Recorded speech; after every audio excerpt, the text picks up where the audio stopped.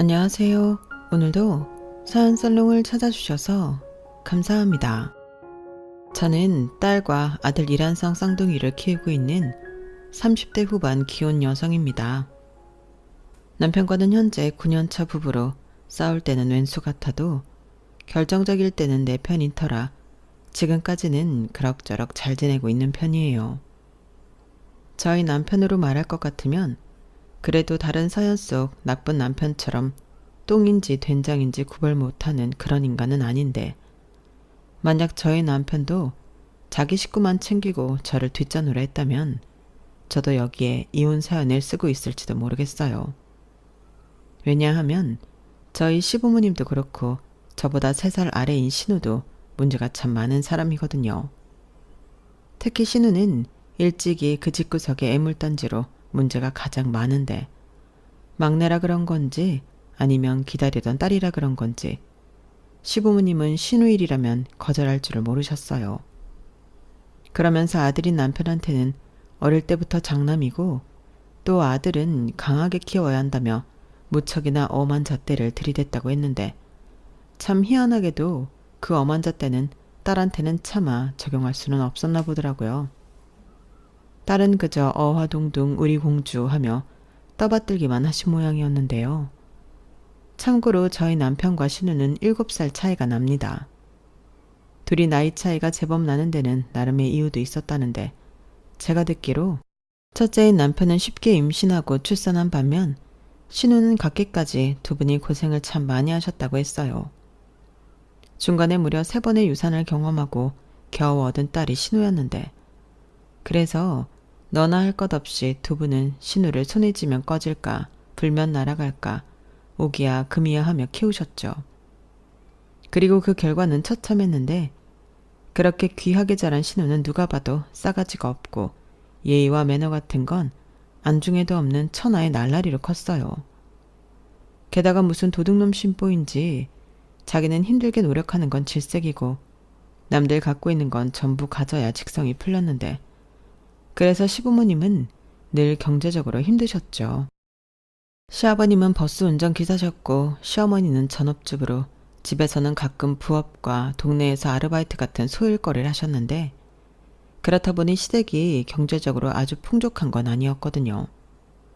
물론 남편은 어릴 때 그래도 우리 집 정도면 가난한 건 아니라 살아온 기억까진 없었다고 했는데, 가난이라는 것도 결국엔 상대적인 거니 남편과 달리 신우는 자기 집이 늘 가난해 살아왔던 기억만 있었다고 했어요. 예를 들어 내 친구들 다 땡땡땡땡 청바지 입는데 나만 없었어. 엄마가 무슨 청바지가 10만 원이 넘냐고 안 사줬잖아. 그때 내가 얼마나 서러웠는지 알아? 이렇게 말한 적도 있었는데요. 그때 제가 결혼 허락을 받고 한참 예비시댁을 왕래하고 다닐 때라 똑똑하게 기억해요. 그리고 그 말을 들은 시어머니는 예비 며느리 앞이라 그런지 모르지만 억울하다는 듯 이렇게 말씀하셨어요. 너도 참 말을 왜 그렇게 하니? 그래서 결국엔 너도 그놈의 청바지 사서 입었잖아. 너만 없다고 하도 난리를 쳐서. 너 그건 기억이 안 나? 그때 엄마가 너 땡땡땡땡 청바지 사주려고 생활비까지 줄였는데 그렇게 말하면 엄마가 서운하지. 아, 구질구질해. 무슨 청바지가 사주려고 생활비를 줄여. 청바지가 몇백만 원 해? 고작 13만 원이었는데. 아무튼 나는 그런 게 살아왔다고. 옛날 얘기잖아. 나는 뭐 말도 못해? 학생이 교복 입는데 13만 원 하는 청바지가 왜 필요해? 하여간 우리 딸은 어릴 때부터 눈만 못 봐서 나랑 얘 아빠가 힘들었어. 너희 놈의 기집애 시집 가기 전에 그거 다 갚고 가. 또 그 소리 지겹지도 않아? 갚긴 뭘 갚아. 뭐 얼마나 대단하게 해줬다고. 우리 집은 내가 갖고 싶은 거 반의 반도 못 해줬어. 아니온 그만 못해? 새언니 될 사람도 있는데 말 좀 예쁘게 해. 아이씨 왜 나한테만 뭐라고 해. 오빠가 결혼하지 내가 결혼해? 언니가 한번 말해봐요. 나 때문에 우리 오빠랑 결혼 안 할 거예요? 딱 까놓고 저랑 상관없이 우리 오빠랑 결혼할 거잖아요. 오빠는 왜 괜히 안 가던 가을을 잡고 난리야. 안 어울려. 내가 진짜 너 때문에 쪽팔려서 못 살겠다. 나는 너 때문에라도 장가 가면 집에 안 올 거야. 오지 마. 누가 오래? 나도 잔소리꾼 꼰대 같은 오빠 없으면 너무 좋지. 언니, 내가 다른 건 하나도 안 고마운데 우리 오빠 데려가는 건 고마워요. 봐서 알겠지만 우린 별로 사이 좋은 남매도 아니고 엄청 안 맞거든요. 나이 차이 때문에 그런가? 대화가 안 통해. 언니랑은 괜찮아요? 신기하다. 신우는요, 제가 결혼 준비할 때 자기한테 명품 가방 하나 선물로 해주지 않았다고 저를 별로 좋아하지 않았어요. 그도 그럴 게 저는 제가 준비해야 할 레다니스트에 신우 명품 가방이 있다는 건 말이 안 되는 일이라 생각해 바로 잘라버렸는데 남편도 그 리스트를 자세히 보지 못했다며 저한테 미안하다고 사과까지 했다니까요. 그래서 그 일로 신우와는 결혼 전부터 그닥 사이가 좋지 않았는데 남편이 뭐라고 하는 건 병적으로 싫어했던 신우는 문제의 인물을 집에서 보낼 수 있어 좋다며 그거 하나만 저한테 고맙다고 노골적으로 이야기했죠. 정말 그 말을 면전에서 듣고 어이도 없고 황당했는데 저는 원래 싫은 사람과는 말을 잘 안 섞고 상종도 하지 않는 주의라 신우를 무시했어요. 어차피 신우 말처럼 신우가 싸가지가 있던 없던 그것과 상관없이 저는 남편과 결혼할 생각이었으니까 그때까진 신우가 모범생이든 반란까지 날라리든 신경 쓰지 않았죠. 하지만 그건 정말 제가 생각이 짧았던 거였는데요. 신우도 결국엔 제 시가족이라 저한테 어느 정도 영향을 끼치더라고요. 하지만 결혼 후 거의 5년 정도는 그런 생각을 미처 하지 못했는데 그 사이 신우는 네일샵도 하나 차려서 말아먹고 카페도 하나 차렸다가 망하는 등 계속해서 자기 부모 등골을 야무지게 쪽쪽 빨아먹고 있었는데 그 탓에 시댁은 변변한 노후 자금도 없이 늘 궁핍한 생활을 하셔야만 했죠. 그리고 남편이 결혼 전부터 시댁의 용돈으로 50만 원씩 드리고 있던 게 있어 결혼 후에도 그건 어쩔 수 없이 유지해야만 했는데 제 기준엔 50만 원도 큰 돈이라 그 돈이 신우 때문에 밑 빠진 동에 물 붓는 것처럼 되는 게 은근 열이 받았어요. 그런데 제 마음이 이런 줄도 모르고 시어머니는 언감생심 돈 버는 며느리도 생겼으니 50만 원씩 받던 용돈을 80만 원 정도 올려받고 싶어 하셨는데 그럴 수는 없다고 초장부터 철벽을 쳤죠. 저희 친정에는 10원 한 장 드리지 않는데 시댁에만 월 80만 원씩 드리다니 이건 말이 안 된다고 그럼 친정에도 똑같이 용돈을 드려야 한다고 하니 시어머니 얼굴이 울그락불그락해졌는데 그만큼 저희는 그 돈이 부담스러워서 올려드릴 수 없다고 설명해 드렸죠. 그러자 시어머니 표정이 똥 씹은 얼굴이 되어 한마디도 하지 않으셨는데 저는 그때 대신 남편이 드리던 50만 원은 특별한 일이 없는 한 드리지 않겠다고 약속을 했는데요. 사실 그것도 맞벌이일 때 한 말이라 저는 2년 뒤 그 말을 후회했어요. 왜냐하면 결혼 2년 만에 제가 임신을 했는데 그게 하필 쌍둥이라 저는 임신 기간도 일상생활이 힘들 만큼 고생을 많이 했거든요. 그런데 시어머니는 힘들어하는 저를 보며 아유 유난이다. 하나나 둘이나 똑같지. 너는 왜 그렇게 앓는 소리를 하니? 너만 애 가져봤어? 나도 다 해봤다. 유난 떨 것 없으니까 엄살 좀 그만 피워. 라고 하시는데 그땐 정말 어찌나 서러운지 잘 울지 않는 성격인데도 호르몬 때문인지 펑펑 울었어요. 다른 사람도 아니고 당신 핏줄을 둘이나 잉태한 며느리인데 너무하다 싶었죠. 그러니 매달 드리는 그 50만 원도 참 아까웠는데요. 그래도 제 입으로 뱉은 약속에 있으니 저도 입을 꼭 닫았어요. 대신 저는 친정 엄마가 있어 나름 도움을 많이 받아 그 서운한 마음을 달랠 수 있었는데 제가 친정 부모님에게 유일한 외동딸이거든요. 그런데 하나뿐인 딸이 그것도 쌍둥이를 임신했으니 친정 부모님은 걱정이 이만저만이 아니셨는데 원래 저희 부모님은 사이가 너무 좋아 아이 생각은 없이 두 사람만 즐겁게 살고 싶으셨다고 했어요. 하지만 두 분 다 늦은 나이에 마음이 바뀌었고 서둘러 아이를 갖기 위해 산부인과를 찾았다고 했는데요. 저는 그때부터 효녀였다며 엄마 아빠 마음고생시키지 않고 바로 찾아왔다고 하셨죠. 그런데 그런 소중한 딸이 당신도 겪어보지 못한 쌍둥이를 임신했다고 하니 처음엔 저보다도 더 놀라워하며 저의 작은 변화에도 신경을 곤두세우셨는데, 그래서 제가 도와달라고 아쉬운 소리를 하지 않아도 친정 엄마나 아빠가 돌아가며 저를 많이 챙기셨죠. 이렇듯 저희 임신은 양가에서 상반되는 온도차를 보였는데, 그 온도차는 아이들이 태어나도 큰 변화는 없더라고요. 게다가 저는 쌍둥이를 낳고 어쩔 수 없이 잘 다니던 회사를 그만둘 수밖에 없었는데, 쌍둥이면 2배 정도 힘들지 않냐 그렇게 생각할 수 있지만, 쌍둥이는요 진짜 10배는 더 힘들거든요. 하나 깨면 나머지 하나도 같이 깨고, 하나 먹이고 있으면 자기도 배고프다고 울고, 엄마인 제 몸은 하나인데 엄마 찾는 아이는 둘이니 그땐 정말 이렇게 사는 게 맞나? 하루 24시간을 48시간처럼 살았어요. 솔직히 아이들 예쁜 모습에 행복하기보다 어떻게 하면 아이 둘을 한꺼번에 케어할 수 있을까 늘 효율성을 고민하는 초보 엄마였는데, 시간이 지난 지금 그게 가장 아이들에게 미안하고 후회하는 부분입니다. 그 시간이 다시는 돌아오지 못할 시간이었는데 저는 힘들다고 그걸 온전히 누리지 못했으니까요.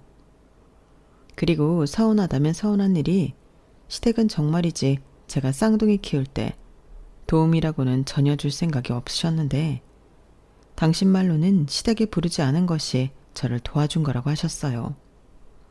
솔직히 매번 친정엄마 손을 빌리는 것도 죄송하고, 저희 친정엄마가 시어머니보다 나이도 많다 보니 가끔은 시어머니 손을 빌리고 싶을 때도 많았는데, 그럴 때면 일부러 그러시는 건지 제 전화를 받지 않으셨어요. 처음에는 바쁘신가 하고 넘겼는데, 나중에 남편에게 듣기로 제발 당신한테 전화 좀 못하게 하라고 남편한테 한 소리 하셨대요. 걔는 말이다, 내가 쌍둥이 낳으라고 한 것도 아닌데 왜 자꾸 남의 손을 빌려 애를 키우려고 한다니? 회사까지 그만뒀으면 지가 알아서 할 일이지 왜 엄한 나한테 불똥을 튀기려고 해? 좌우간 너는 네 마누라한테 나 요즘 바쁘고 힘드니까 전화 좀 하지 말라고 해. 알겠어? 이렇게 말씀하셨다는 거예요. 저희 남편이 참 그런 부분에서는 사람이 순수해요. 중간에서 알아서 처신을 잘 해야 하는 건데, 저 말을 곧이곧대로 저한테 전달을 했으니 제 기분이 나쁠 수밖에 없었죠. 물론 남편은 제가 친정엄마도 아니고 시어머니한테 도움을 청했을 리가 없지 않냐고 뭔가 착오가 있었던 것 같다는 듯 말했는데, 저는 두 눈을 부라리며 기분 나쁜 표를 다 냈어요. 그리고 그럼 왜 우리 엄마만 나랑 우리 애 때문에 힘들어야 하는데? 우리 엄마 손목 두 쪽 다 나가서 한의원 다녀. 주말이면 침 맞으러 다니는데 내가 안 미안해? 가끔은 시어머니한테 도움받고 싶지. 쌍둥이 키우는 게 보통 힘든 줄 알아? 그런데 어떻게 자기 엄마는 그렇게 말할 수가 있어? 우리 애들이 남이야? 당신 손주 손녀잖아. 나 도와달라고 전화한 거 맞고 기분 엄청 더러워. 라고 거의 짐승이 울부짖는 듯 말했는데, 지금 와서 고백하자면 저도 제정신은 아니었어요. 집에서 애만 보고 있으니 제대로 된 사고를 하지 못하게 되더라고요. 그렇게 제 진심을 알게 된 남편은 중간에서 고장난 로봇처럼 눈알만 굴리고 정지 상태가 되었는데, 그때는 그런 남편도 참 꼴보기 싫었죠. 내가 왜 이런 고생을 혼자 다 하고 있나. 이 애들이 우리 집안 성을 따르는 핏줄이 아니고 남편이랑 남편 집안 성을 따르는 핏줄인데 어떻게 이렇게나 무신경할 수가 있나. 무지막지하게 서운하기만 했는데요. 그래서 그날 이후 저는 무슨 일이 있어도 시어머니한테 전화를 하지 않는 며느리가 되었어요. 그리고 나중엔 그게 진짜 편했는데, 시어머니한테 전화를 걸지 않아도 죄책감 같은 거 들지 않아 너무 좋았죠. 오죽하면 제 주변에 같은 또래 아이 키우는 엄마들도 그 점을 많이 부러워하더라고요. 저도 그때 느꼈던 서러움이 이렇게 반전이 되어 저에게 득으로 돌아올 줄 몰랐는데, 이래서 사람 일은 아무도 모른다고 했나 봐요. 그렇다고 또 오해를 하시면 안 되는 게, 제가 시어머니 전화를 무조건 차단하고 안 받는 건 아니었는데요. 저는 시어머니가 전화를 거시면 제 기분에 따라 받을 때도 있고 안 받을 때도 있었어요. 뭐 급한 일이면 당신 아들한테 하시겠지 이렇게 생각하고 말았는데, 아니나 다를까 시어머니는 입장이 바뀌어 남편한테 제가 전화를 잘 받지 않는다고 서운하다고 하셨답니다. 그리고 이걸 또 이 순수한 남자는 저한테 고스란히 전해 부부싸움을 일으켰는데요. 그 이유는 간단했어요. 저는 남편한테 구차한 변명이나 거짓말 같은 걸 하기 싫어서 솔직하게 지난번 서운한 일도 있고 나는 상황 봐서 어머니 전화는 받을 수도 있고 아니면 안 받기도 할 거라 말을 했거든요. 부부 사이에 못할 말이 뭐가 있어요? 제가 시어머니 싫어서 전화 안 받겠다고 한 것도 아닌데요. 그런데 남편은 제 말에 기분이 나빴는지 며느리가 그건 아니지 않냐고 언짢은 기색을 보였고 이러니 팔은 안으로 굽는다는 말이 있는 거라며 저는 그날 남편과 말다툼을 시작해 서로 감정 싸움으로 이어져 남편이 한 이틀 정도 삐쳐서는 저한테 말을 하지 않았어요.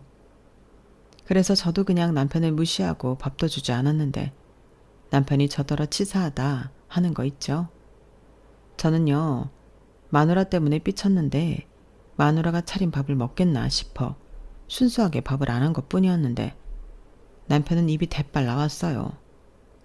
솔직히 저는 남편 밥 안 챙기니 너무 편했는데 남편은 아니었나 보더라고요. 하긴 저희 남편이 약간 집밥에 집착하는 사람인데 밥 때문인지 남편은 금방 꼬랑지를 내리더군요. 그러면서 꼴에 자존심은 있는지 저더러 자기는 밥 때문에 그런 게 아니고 부부 사이는 당사자가 알아서 하는 게 맞다고 생각해 자기가 빠지기로 한 거라고 공색한 변명을 했는데 그래서 저도 알았다고 했어요. 이미 그 속을 빤히 다 알았는데 굳이 매일 얼굴 봐야 하는 남편 자존심 긁을 필요는 없는 것 같아 내가 알아서 하겠다고 하고 그 사건을 넘겼는데 제가 그때 처음이자 마지막으로 이 말을 하긴 했네요. 혹시 나중에라도 내가 당신 엄마랑 정말 심각하게 싸워서 다시는 시댁에 갈 수 없는 일이 생긴다 해도 자기는 그때 잘 생각해서 대처해. 지금처럼 어설프게 효자 노릇하면 마누라 없는 줄 아는 게 좋을 거야. 그때는 뭐 다시 어머니 아들로만 사는 건지 이렇게 말했는데요. 남편이 그때 제 말이 진짜 무서웠다고 했어요. 사실 이런 비슷한 말들을 전에도 종종 한 적이 있었는데요. 저는 남편한테 나중에 늙어서 누구랑 살 거냐, 누가 해주는 밥을 더 많이 먹겠냐, 또 내가 누구 때문에 잘 다니던 회사까지 그만두고 독박 육아를 하고 있겠냐, 이런 말을 할 때가 있었죠. 제 기억에 쌍둥이 돌이 되기 전이었던 것 같은데 남편이 그때 애 아빠면서 아빠 노릇을 하지 않아 불만이 많았을 때였어요. 애 보느라 저는 힘들어 죽겠는데 자기는 자꾸만 친구랑 놀러 가고 싶다고 하고 회식을 하면 꼭 참석하는 등 개인 플레이를 자꾸만 해서 가뜩이나 힘들어서 사악해진 저를 더 난폭하게 만들었는데 그래서 저런 말로 협박을 종종 했었더랬죠.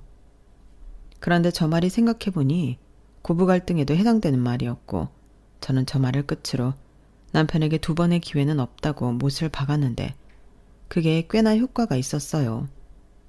남편이 중간에서 시어머니가 제 흉을 보거나 제가 전화도 잘 안 받고 시댁에도 잘 오지 않아 서운하다 노래를 부르시면 곧장 그러게 나영이한테 진작 좀 잘하지. 엄마 발등 엄마가 찍은 거야. 나영이가 힘들 때 엄마가 먼저 도와주고 그랬으면 얼마나 좋아? 그때는 전화하지 말라고 하고 집에도 오지 말라고 했으면서 왜 이제 와서 그래? 라고 했다는데 그 말을 들었을 때는 남편이 기특하게 느껴졌죠. 그때는 남편이 웬일로 엄마 말을 잘 듣는 큰아들처럼 느껴졌는데 그렇게 잘 키운 덕에 저는 자유를 얻었답니다. 그리하여 시어머니도 남편한테 전화해 며느리 뒷담화하는 것을 그만두게 되었고 제 입장에서는 잘된 일이 아닐 수 없었는데요. 지금 생각해보면 같이 사는 딸을 자꾸만 돈 사고치고 하나 있는 며느리는 자기를 신경도 쓰지 않으니 자기 딴에는 심술이 났던 것 같아요. 그리고 아들까지도 자기 편을 들지 않으니 속이 상하신 것 같았는데 그러게 저한테 진작에 잘해주시지. 저는 은근 시어머니가 후회하길 바랬어요. 또한 그때 신우라도 정신을 좀 차렸다면 시어머니가 저 정도로 심적으로 힘들진 않았을 텐데 하고 생각했는데요. 신우는 정말이지 포기를 모르는지 계속 부모 돈으로 새로운 일을 벌리기 바빴어요. 마지막엔 소자본으로도 가능하다며 마지막이라는 말을 한 100번 한 끝에 3천만 원을 빌려 인터넷 쇼핑몰을 오픈했다 했는데 그것도 뭐 예상대로 폭삭 망해버렸죠. 그도 그럴 게 돈은 돈대로 빌려놓고 그 돈을 자기 옷 사고 백 사고 사진 찍는다고 5성급 호텔만 골라다니고 했으니 그 사업이 잘 될 리가 없었는데 결국 시부모님은 잘못 키운 딸 자식 때문에 집담보로 빚까지 지게 되셨어요. 만약 신우가 남편의 동생이 아닌 제 동생이었다면 저는 다리 몽둥이를 분질러 놓는 한이 있어도 부모 등에 빨대 꽂지 못하게 했을 텐데 제 자식도 아니고 시부모님이 자기 딸을 위해 무리를 하신다는데 나서는 것도 이상하다고 생각했어요. 그리고 그 결과는 참 처참했는데요. 결국 시어머니는 용돈을 60만 원으로 올려달라고 사정을 하시더군요. 나도 어지간하면 진짜 이러고 싶지 않은데 어쩌냐. 들어오는 돈은 줄어들고 나갈 돈은 늘어만 가는데 조금만 도와줘라. 이렇게 말씀하시는데 차마 그 부탁까지는 거절할 수 없어서 그 다음 달부터는 60만 원씩 보내드리게 되었어요. 대신 어버이날, 명절 이런 날은 따로 챙기지 않기로 했는데 저는 그놈이 그놈이다 생각하고 넘기려 했죠. 그러면서 제 안에서도 신우에 대한 불만과 짜증이 자라나고 있었는데요. 그러던 중 신우는 다시 보험 설계사를 하겠다고 설치더니 결혼을 하겠다며 남자를 집에 데려왔더군요. 무슨 연애를 1년도 채 하지 않고 결혼을 하겠다고 하는데 저는 제정신이냐고 말렸어요. 아무리 연애를 오래 해도 힘든 게 결혼인데 신우는 저 사람이 어떤 사람인지 잘 알지도 못하고 무슨 결혼이냐고 그러다 정말 인생 망칠 수 있다고 처음으로 신우를 가족처럼 생각해 뜯어 말렸어요. 그런데 신우는 저한테 귀찮다는 듯 아이 초음파 사진을 보여줬고 자기가 혼전 임신을 해서 어쩔 수 없다고 말은 하는데 얼굴은 어쩔 수 없는 게 아니고 이참에 시집가서 편하게 살아야겠다 하는 마음이 그대로 다 보이더라고요. 신우는 다시 하게 된 보험 설계사 일도 너무 빡세다고 힘들어했거든요. 그러고 보니 신우는 같은 여자가 봐도 참 대단한 여자였는데 저도 딸이 있지만 행여 저희 딸이 고모를 닮을까 너무 무서웠어요. 그런데 그때 신우가 한다는 말이 남자집에서 자기 아들이 속도 위반한 게 들키면 너무 창피하고 개망신이라고 최대한 빨리 결혼식을 올리라고 했답니다. 그래서 서둘러야 한대요. 신우 말로는 예비 시부모님이 두 분 다 공무원이라 그런 보여지는 것에 엄청 예민하다고 했는데 그리하여 신우는 번갯불에 콩이라도 후딱 구워 먹듯 결혼 준비에 들어갔고 올 것이 오고야 말았는데요. 저는 설마 신우 결혼 자금 때문에 시부모님이 우리한테 돈 얘기를 할까 걱정을 하고 있었거든요. 그런데 정말로 시부모님이 딸 자식 결혼시킬 돈이 없다며 저희더러 5천을 내놓으라고 하셨고 그러면서 하신 말도 정말 기가 막혔는데요. 지금도 그때 느꼈던 황당함을 잊지 못할 정도예요. 우리가 너 결혼할 때 5천 해줬잖아. 그러니 그거 갚는다고 생각하고 니들이 그 5천 다시 돌려줘라. 정말 토시 하나 빠지지 않고 이렇게 말씀하셨는데 저는 제 귀를 의심했어요. 상견례 때 양가 똑같이 5천씩 해주셔서 저희가 그 1억으로 집을 구해 대출 조금 끼고 지금까지 살고 있는데 시부모님은 마치 그 돈을 잠깐 빌려주기로 한 것처럼 다시 달라는 게 황당할 따름이었죠. 그러니 그 말을 듣고 놀라지 않을 수가 없었는데요. 그건 남편도 마찬가지였죠. 하지만 시부모님은 뭐가 이상하냐고 지금은 이런 거 저런 거 따질 때가 아니라고 계속 돈 거리셨는데요. 당신 딸 배 나오기 전에 얼른 드레스 입어야 한다고 어찌나 사람을 들들 볶는지. 나중엔 죄송한 말이지만 시어머니 전화번호를 차단해버렸다니까요. 막말로 저희도 외벌이에 쌍둥이 키우고 집 대출금까지 내고 있는데 그런 큰돈을 해줄 능력도 없었어요.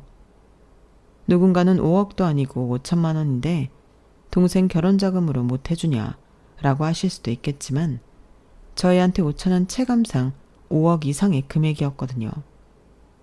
그래서 저도 말하고 남편도 무리라고 300만 원 정도 축의금으로 하겠다고 했는데 그때 시부모님이랑 정말 크게 언성을 높이며 싸워야 했어요.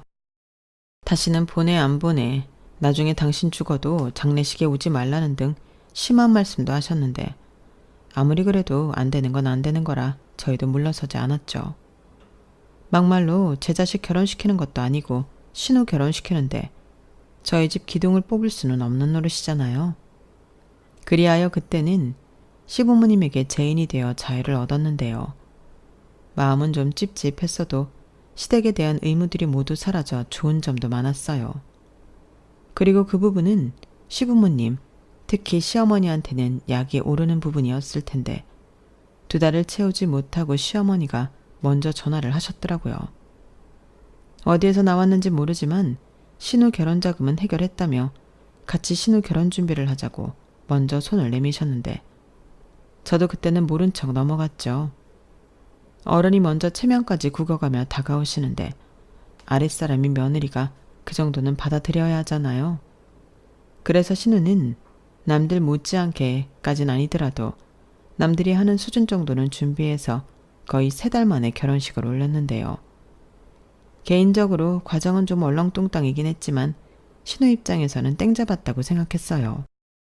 왜냐면 서방님이 직업도 나름 괜찮고 시댁 형편도 저희 시댁, 즉 신우의 친정보다는 훨씬 나은 것 같았는데 신우 뱃속에 있는 조카가 엄마한테는 보배나 다름이 없었죠. 그게 아니라면 신우가 어디 가서 그런 능력 있는 남자를 만나겠나. 서방님 입장에서는 똥밟은 꼴일지언정 집안의 근심이 사라졌다고 생각했는데요. 그때가 저도 그렇게 시댁도 가장 평화로울 때였어요. 저는 그 즈음 조금 빠르긴 했어도 쌍둥이를 어린이집에 보내 한결 편해질 때였는데 시간만 맞으면 어떻게 하든 일을 하려고 알아보곤 했어요. 아무래도 외벌이로 살다 보니 경제적인 이유 때문에라도 돈이 많이 필요했는데 남편도 은근 제가 재취업을 하길 바라는 눈치였죠. 그래서 우리 애들 미래를 생각해서라도 기회만 되면 돈을 벌자 하고 닥치는 대로 일자리를 구하러 다니곤 했는데 그것 또한 쉽지 않더군요. 아무래도 애들이 어리고 어린이집에서 집에 오는 시간이 셋이라 제 편의를 봐줄 곳은 많지 않았어요. 그래도 오전 시간 파트타임이나 집에서 할 수 있는 재택근무 형식 같은 일은 많지 않더라도 길을 쓰고 찾아서 했는데 그게 그래도 반찬값이 남편 교통비다 조금은 저희 집에 도움이 되었죠. 그리고 아이들이 조금 더 크면 그때는 정말로 취업을 해야 하니 미리부터 준비를 좀 하자 싶어 자격증 공부도 시작했는데 저는 전부터 미장 기능사에 관심이 있었거든요.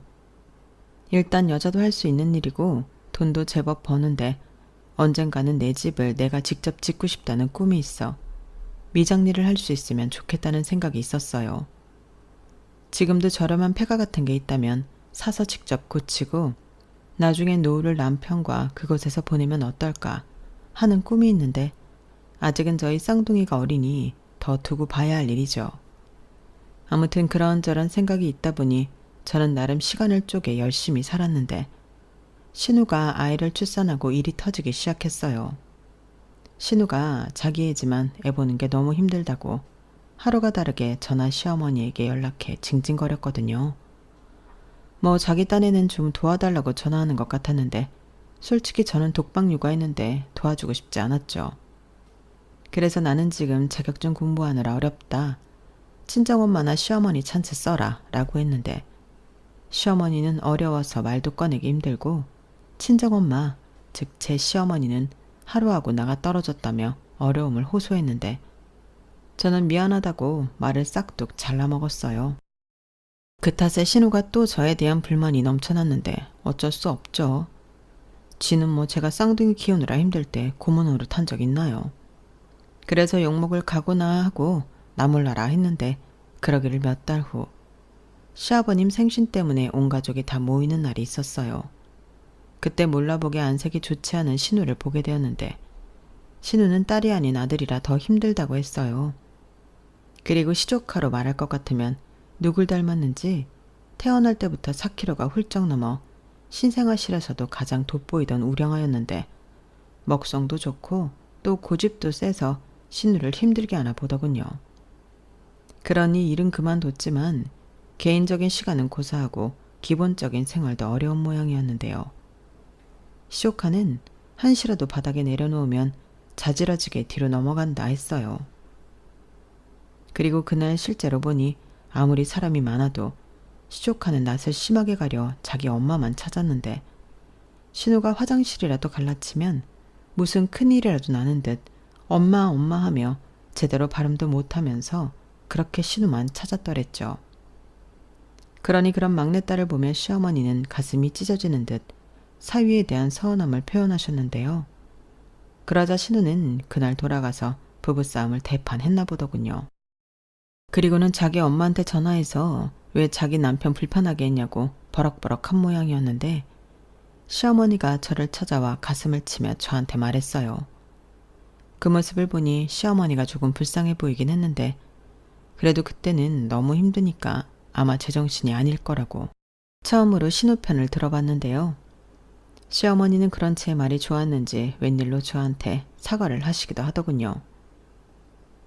내가 있잖아. 너 힘들 때 모른 척해서 미안했다.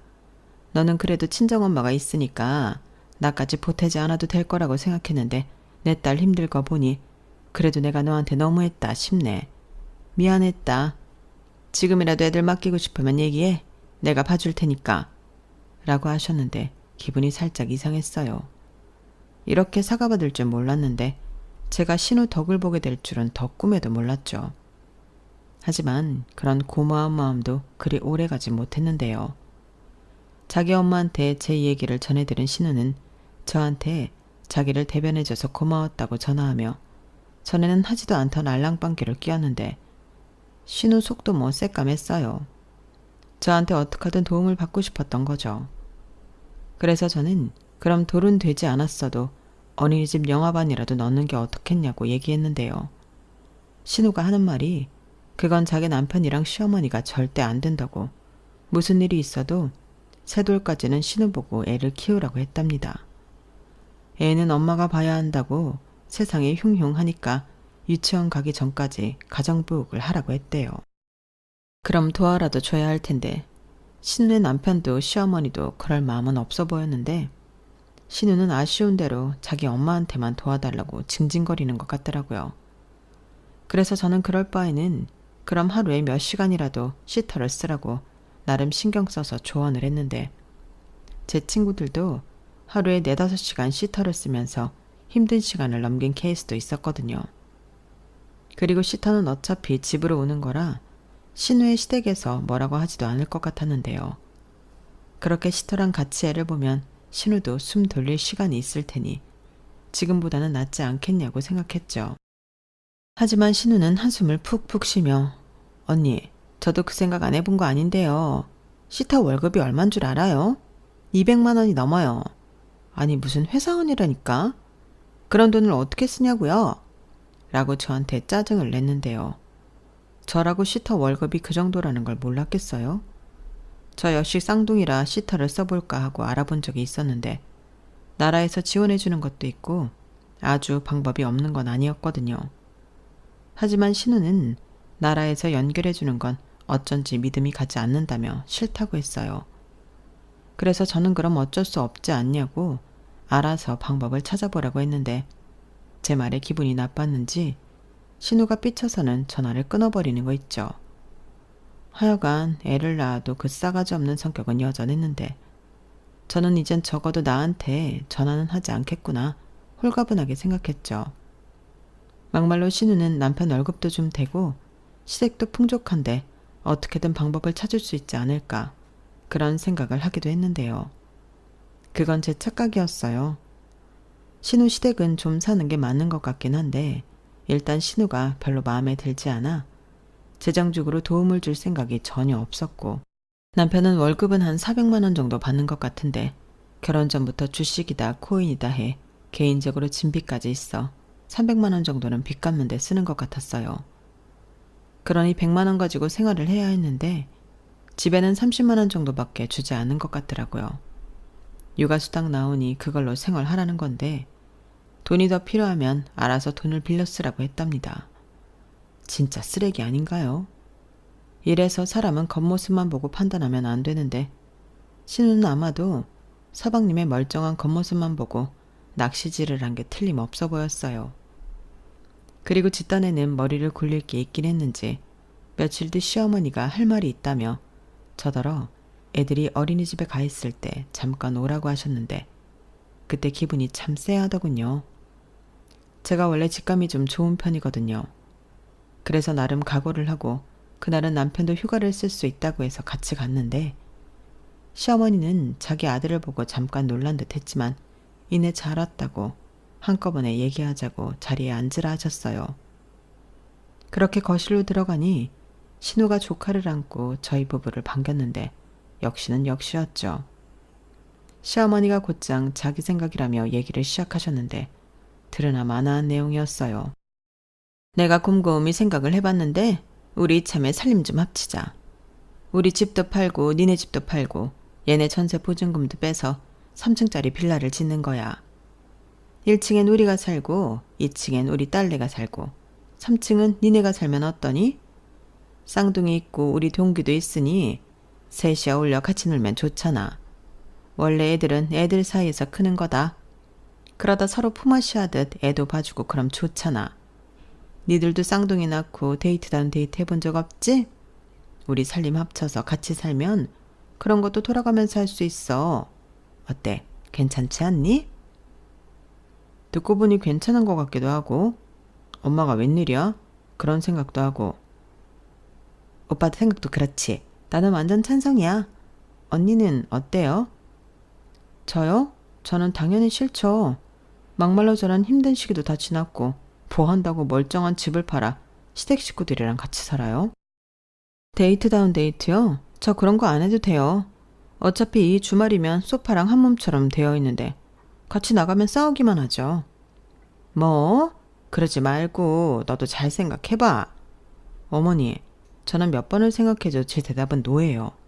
저 아가씨랑 묶어서 공동육아 시키려고 그러시나 본데 죄송해요. 저는 하기 싫어요.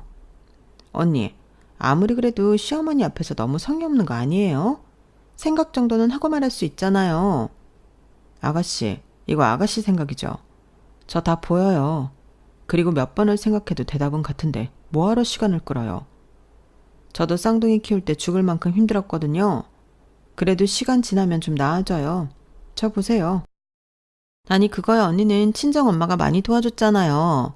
그리고 돌 지나고 바로 어린이집 보냈고 저는 새돌까지 꼼짝 말하니까요. 그래서 저더러 아가씨의 새돌까지 같이 육아하자고요? 진짜 너무한 거 아니에요? 그럼 제 인생은 애만보다 끝나는 거예요? 너는 말을 해도 뭘 그렇게 하니? 누가 너더러 애 도맡아 키우래? 필요할 때만 좀 도와주라는 거지. 그것도 싫어요. 싫은 걸 싫다고 하는데 왜 자꾸 저만 나쁜 사람 만드세요? 어머니도 제가 도와달라고 손 내밀었을 때 피하셨잖아요. 왜 또 그 얘기를 꺼내? 내가 사과했잖아, 미안했다고. 네, 그래서 저도 그 사과 받고 그 일은 덮었는데 이건 아니죠. 아니긴 뭐가 아니야. 한 가족인데 너만 편하면 그만이야? 네 신우 고생하는 건 안 보이냐고. 네 살 빠진 것 좀 봐라. 너는 안쓰럽지도 않니? 네, 저만 하면 양반이죠. 저는 쌍둥이 키울 때 탈모도 왔어요. 살이요? 저는 그때 43kg까지 빠졌는데 어머니는 그것도 모르셨나 보네요. 그래서 저희 엄마가 안쓰럽다고 그렇게 도와주신 거예요. 그러니까 어머니도 안쓰러운 아가씨 많이 도와주세요. 뭐라고? 너 지금 말 다 했니? 네, 제가 뭐 못할 말 했나요? 아, 언니, 그러지 말고 나 좀 도와줘요. 언니는 쌍둥이 키워서 하나는 껌이잖아요. 언니야말로 경력자고 인젠데 저는 언니 도움 받고 싶어요. 우리 남 아니잖아요. 요즘은 애 때문에 남편이랑도 사이가 멀어지는 기분인데 쟤 이러다 이혼당할 수도 있어요. 네? 설마요. 다른 애도 아니고 자기 애 키우느라 고생하는데 그거 싫어서 이혼하자고 한다고요? 만약 그렇다고 하면 그런 놈이랑은 하루라도 빨리 헤어져요. 월급 받아서 한 달에 30 주는 놈이 남편이에요? 애 아빠예요? 저 같으면 바로 잘랐어요. 예, 너 그 입 다물지 못해? 그래서 뭐 내 딸더러 이혼이라도 하라는 거야? 어머니도 그래요. 제가 뭐 못할 소리 했어요? 그런 남자면 없는 게 낫죠. 그 30도 나중에 못 준다고 하면 어떡할 건데요? 자기야 왜 그래? 설마 그러겠어? 빚 다 갚으면 그때 몇백 주겠지. 꿈깨. 주식이랑 코인 하던 놈이 그걸 끊어? 개가 똥을 끊어라. 서방님 절대 그거 못 끊어. 언니 지금 나랑 해보자는 거예요? 왜 남의 남편 흉을 봐요? 뭐? 개가 똥을 끊어? 진짜 애 봐주기 싫으니까 별소리를 다 해. 오빠는 왜 등신처럼 가만히 있어? 언니가 저라면 오빠라도 나서서 언니를 혼내야지. 그래, 너는 기껏 같이 와서는 왜 가만히 있는데? 설마 너도 같은 생각이야? 왜 나한테 그래? 그리고 이 사람한테 안 좋은 애 키우라고 지금 부른 거야? 공동육아라고 서로 같이 돕자는 거지. 내가 쌍둥이를 봐줄 수도 있어. 쌍둥이가 네 애를 보겠지. 됐다 그래. 엄마, 아들 이혼당하는 걸 보고 싶어 그래? 이혼 같은 소리 하네. 네 처가 이혼 소리 하니까 너까지 따라하냐? 신우 애 좀 본다고 이혼 소리를 해? 네, 해요. 저 아가씨 애 봐줄 바에는 그냥 이혼하겠습니다. 쌍둥이는 제가 키울게요. 어차피 저랑 저희 친정 엄마가 키웠는데 이제 와서 달라고 하진 않으실 거죠? 달라고 해도 안 뺏겨요. 소송하셔도 돼요. 그동안 안 도와주신 것들 제가 소명할 수 있고 이길 자신도 있거든요. 그리고 당신 애들 양육비 좋아해. 한 해당 100만 원, 총 200. 알겠지? 무슨 말이야. 내가 왜 이혼을 해? 그럴 일 절대 없어. 엄마, 봤지? 나 엄마랑 우리 와이프 중에 고르라고 하면 나는 무조건 우리 와이프야. 나 절대 이혼 못해. 뭐야 이놈아? 그래서 너는 나를 버리겠다는 거야? 너를 낳아주고 키운 엄마를? 어쩔 수 없지 뭐. 그러게 왜 자꾸 가만히 있는 사람을 건드려. 안윤, 이게 다 너 때문이야. 네 일은 좀 네가 알아서 해. 언제까지 식구들한테 민폐 끼칠 거야? 내가 너 때문에 이혼당해야겠냐? 됐고, 이럴 거면 다 연 끊어. 무슨 집을 팔고 공동육아를 하래? 나라도 싫겠다. 안윤, 너는 네 시어머니한테 전화해서 공동육아 하자고 해. 지도 못할 거면서. 남편은 제가 이혼 소리 한번 하자 기겁을 하고 입에 따발총이라도 장착한 듯 자기 엄마와 자기 동생을 향해 따다다다 바른 말을 쏘기 시작했는데 그때 처음으로 제가 남편 하나는 잘 키웠다 뿌듯함이 밀려왔어요. 물론 시어머니는 불효자를 키웠다고 땅을 쳤겠지만 저한테 준 이상 그 아들도 제 몫이죠. 안 그런가요? 그리고 남편의 쉴 새 없이 쏘아대는 바른 말에 시어머니도 신우도 똥 씹은 얼굴이 되어 저를 노려봤는데 남편은 곧장 제 눈을 가리고는 보지 마. 그리고 그대로 일어나서 나가자. 라며 제 팔을 잡아 끌었는데 신우가 울면서 그랬어요. 자기 결혼할 때 오빠가 해준 게 뭐가 있냐고요. 자기 결혼시키느라 엄마는 갯돈도 깨고 대출도 받아 힘들게 산다며 너무하다고 했는데 그때 남편이 살짝 움찔하는 것 같았어요. 그래서 제가 곧장 그러게 결혼 전에 그렇게 돈을 까먹었으니 집에 돈이 있겠어요? 이건 우리 탓이 아니고 아가씨 탓이에요. 착실하게 일해서 돈이나 벌지.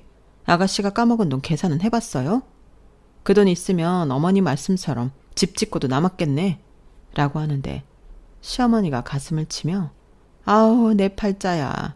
내가 무슨 전생에 죄를 지었다고 자식복이 이리도 없나. 내가 뭘 그렇게 잘못을 했다고. 슬슬 시동을 걸기 시작했는데 그래서 저는 남편더러 먼저 갈 테니 알아서 판단하라고 했어요. 그러자 남편은 판단하고 말 것도 없다며 제 손을 잡고 시댁을 나왔는데 처음으로 진지한 목소리로 저한테 말했죠. 자기는 이제 시댁 없어. 전화도 받지 말고 내가 알아서 할 테니까 자기는 신경 쓰지 마. 지금 나 때문에 화났어? 내가 심한 말 했다고? 아니, 심한 말이라고 할 것도 없지. 사실이니까. 그리고 자기가 전에 그랬잖아. 이런 날이 오면 잘 판단하라고. 근데 내가 왜 고민을 해? 당연히 내가 책임질 식구는 자기랑 우리 쌍둥이인데. 그래도 혹시 몰라서 그래. 어쨌든 나한테는 부모고 동생이잖아. 알았어. 그리고 빈말이라도 그렇게 말해줘서 고마워. 빈말 아니야. 이젠 나만 믿어. 이 오빠가 해결한다. 이젠 스트레스 받지 말고 우리 마누라 하고 싶은 거 다 하고 살아. 명절 같은 것도 이젠 없어. 정말? 정말 그렇게 살아도 돼? 되지. 남자가 한 입 가지고 두 말 할까. 평소랑 너무 다른데. 아무튼 나 믿는다. 우리 남편 지금 보니까 진국이었네. 내가 남자 하나는 잘 골랐다. 내가 좀 사람 보는 눈이 있어. 저희는 웃을 상황이 아니지만 그 일을 계기로 부부 사이는 돈독해졌어요. 그리고 하루도 채 지나지 않아 시어머니, 시아버님 신우까지 계속 전화를 걸길래 핸드폰을 꺼놓고 다음날 세 사람의 번호를 차단해버렸는데 중간에서 남편이 정말로 손을 쓴 건지 제 핸드폰은 조용해졌어요. 저는 다른 번호로 저한테 전화를 하고 저를 괴롭힐 거라고 생각했는데 그런 것도 없더라고요. 그래서 행여 남편이 중간에서 저 모르게 도움을 주기도 했나 걱정이 되어 물어보기도 했는데요. 남편이 그러더군요. 그러고 싶어도 먹고 죽을 돈도 없는데 무슨 그냥 아들 하나 없는 셈 치라고 했어. 아버지가 호적을 파겠다고 쌍욕도 하고 그러던데 그래서 그러시라고 했어. 나 이제 안씨 아니야. 저는 그때만큼은 철없는 남편이 저런 성격이라 다행이라는 생각이 들었어요. 괜히 어설픈 효자이고 성격도 꿍하는 편이면 저렇게 생각도 안 할 텐데 아마도 저는 남편의 저런 엉뚱하고 유머스러운 면을 좋아했나 봐요. 그래서인지 이제는 쌍둥이랑은 정신 연령이 잘 맞아 셋이 잘 놀기도 하는 것 같은데 요즘은 남편도 육아에 많이 참여하고 아이들이 커서 밖에 나가 데리고 놀만하다고 쉬는 날이면 공원이다 놀이터다 주구장창 남편이 아이들을 데리고 다니는데 덕분에 저만 놀았어요. 공부도 하고 친구들 만나 놀기도 하고 특히 명절에는 시댁에 가지 않으니 명절 스트레스도 받지 않고 너무 편하고 좋은데 남편도 자기 집에는 달리 가고 싶어 하지 않는 눈치였어요. 그렇게 한 해를 보내고 또 한 해를 보내니 시간이 무섭게 흘렸고 아주 오랜만에 시어머니한테서 모르는 번호로 연락이 왔더군요. 병원에 가야 하는데 병원비가 없다고 간호사 전화로 전화를 건 거라며 돈 좀 붙여달라고 하셨는데 저는 깜짝 놀라 병원에 가겠다고 했어요. 그리고 택시를 타고 시어머니가 알려준 병원으로 향했는데 시어머니는 신우애로 보이는 남자애를 데리고 오른팔을 붕대로 칭칭 감고 있었어요. 알고 보니 신우애가 집에서 공놀이를 하다 가스불에 올린 주전자를 친 모양이었는데 그게 신우애한테 쏟아질 걸 시어머니가 몸을 날려 그 뜨거운 주전자를 당신 팔에 뒤집어 썼다고 하더라고요. 그러니 그 난리 때문에 화상을 입어 구급차를 타고 병원에 왔다고 하셨는데 지갑을 두고 와서 신우와 시아버님에게 연락을 했다가 전화를 받지 않아 저한테까지 하게 됐다고 설명하셨어요. 그래서 저는 아무 말 하지 않고 병원비를 내드리고 치료가 끝난 시어머니를 집에 모셔다 들었는데 시댁 집꼬라지가 말도 아니었어요. 알고 보니 신우는 그 사이 서방님 사채비까지 지면서 이혼을 했고 시댁으로 들어와 아이를 키우며 살고 있었는데 신우는 스트레스를 풀고 싶다며 아이는 자기 엄마한테 맡기고 자꾸만 밖으로 돈다고 했어요. 아니 지혜를 왜 자기 엄마한테만 맡겨놓은 건지 시어머니 처지를 보니 측은한 마음도 들었는데요. 그래서 오지랖에 이제라도 신우를 자립할 수 있도록 내치라고 했다가 욕을 한 바가지 먹었어요. 자기가 아무리 힘들어도 자기 자식을 왜 내치겠냐며 저더러 너랑 나는 어차피 연도 끊었는데 얼른 네 집으로 꺼지라고 소리를 치셨고 저는 역시 사람은 변하지 않는다. 저 팔자가 그저 불쌍하기만 하다. 이런 생각을 하며 집으로 돌아왔는데 남편한테는 말을 할까 말까 하다 그냥 하지 않았어요. 남편도 들으면 속상할 말이니 그냥 안 하는 게 낫겠다고 생각했거든요. 그리고 그날 저녁 남편한테 자기는 자기 식구들 보고 싶으면 내 눈치 보지 말고 다녀와. 나는 괜찮아. 나는 남이지만 자기는 아니잖아. 자기 동생 어쩌고 사는지 궁금하지 않아? 라고 했죠. 그러자 남편은 나 이미 다 알아. 효은이 이혼당했어. 쌍놈의 새끼. 사채까지 손댄 것 같더라고. 효은이 그기 집에 가 도와달라고 전화했더라. 그래서 헛소리하지 말라고 했어. 누가 누굴 도와? 지가 알아서 해야지. 그래야 지 때문에 고생하는 엄마 아빠도 말년에는 좀 편해지지 않겠어? 솔직히 나보다 지가 부모덕을 다 보고 살았는데 지가 해야지. 라고 대수롭지 않게 말했는데 솔직히 많이 놀랐어요.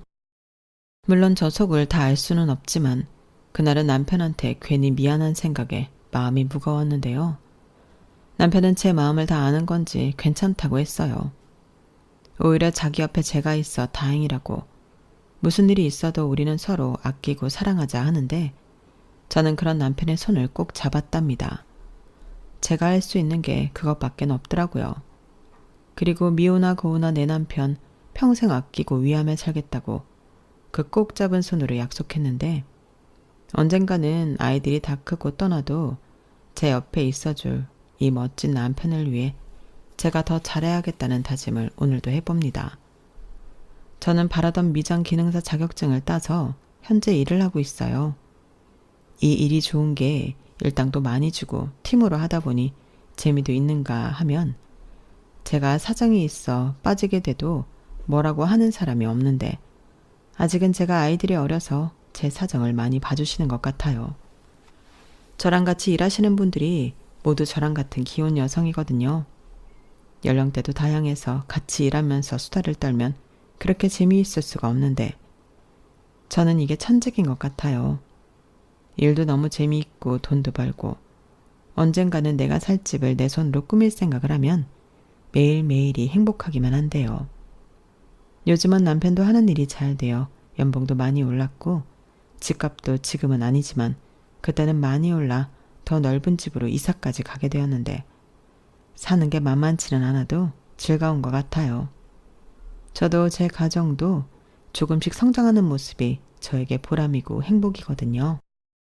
그리고 큰 욕심은 없지만 인생에 꼭 이루고 싶은 바람이 있다면 우리 내 가족 앞으로 평생 아프지 않고 행복했으면 좋겠다는 건데요.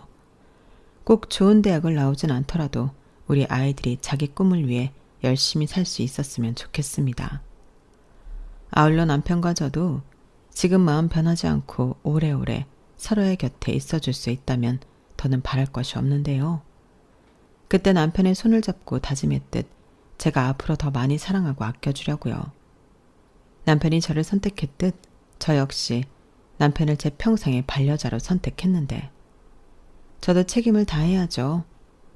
오늘보다 내일이 더 멋진 우리 남편 많이 사랑한다는 말끝으로 전하며 저는 이만 물러가겠습니다. 지금까지 길었던 사연 함께 해주셔서 감사드려요. 오늘 하루도 신나는 일, 행복한 일 가득하시길 바라겠습니다. 안녕히 계세요. 여러분, 사연 댓글에 응원과 현명한 조언 부탁드려요. 좋아요와 구독은 저에게 큰 힘이 됩니다. 오늘도 좋은 일 가득하세요.